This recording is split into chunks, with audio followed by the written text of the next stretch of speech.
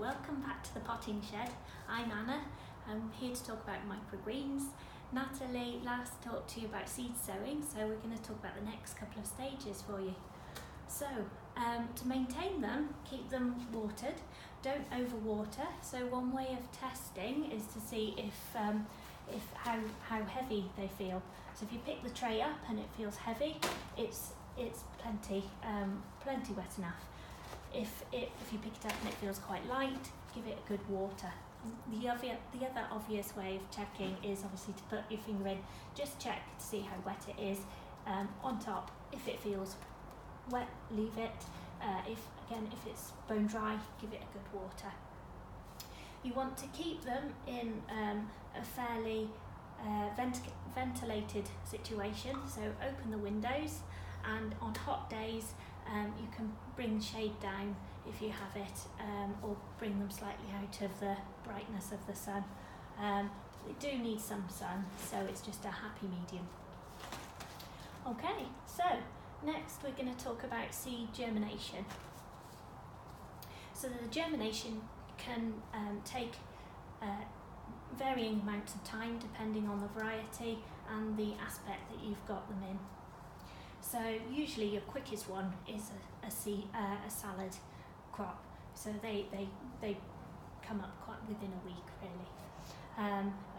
A longer one may be your basil, for example, here, which they just take a little bit longer, particularly at this time of year.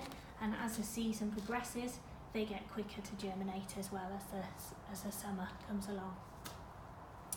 So we're going to talk about how to cut them, the last final stage. So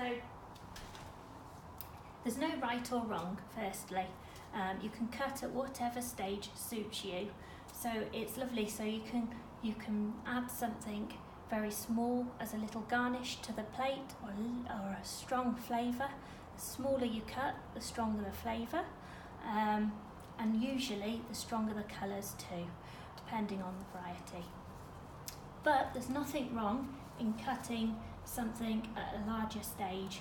So you can see the different sizes here, across here, and then there's the salad which has been left longer. If you want more of a side salad on your plate, that's perfect. And then much more, and they start to struggle because of the competition. So ideally, that's your best stage to go at, and cut at that point, no further. So to cut, we're looking at taking a snippet right down to the base. We don't want to take any vermiculite, and we don't want to take any soil, so no roots, so that's really important. So you can cut right down to the base along there.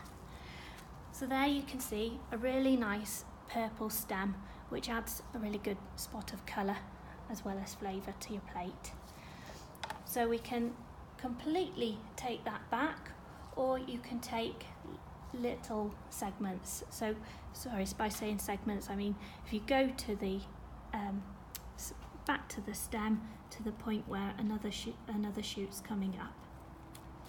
So for example, like that. So you can get you can either use them in one hit and then re-sow completely, or you can cut them completely. You can cut them completely and let them come back, and you can reuse them time and time until they start to show signs that they've gone past it. It's quite obvious. You should get dead leaves and the like. So this is one example over here of we did an experiment. We cut all the lettuce completely, and then we left it to see what would come back. And actually, we've got some nice fresh leaves come back there. So when you cut this lettuce, you want to cut again the leaves, ideally the leaves at that point, at the base point. You don't want to cut a piece like this halfway across and leave that, because that will then die back there.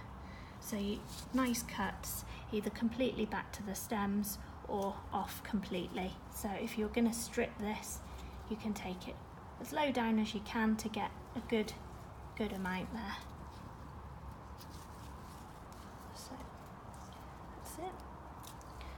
And then those are ready. Once you get a good amount, we'll take those across to the kitchen and ready to put on the plates for the Drivers Club.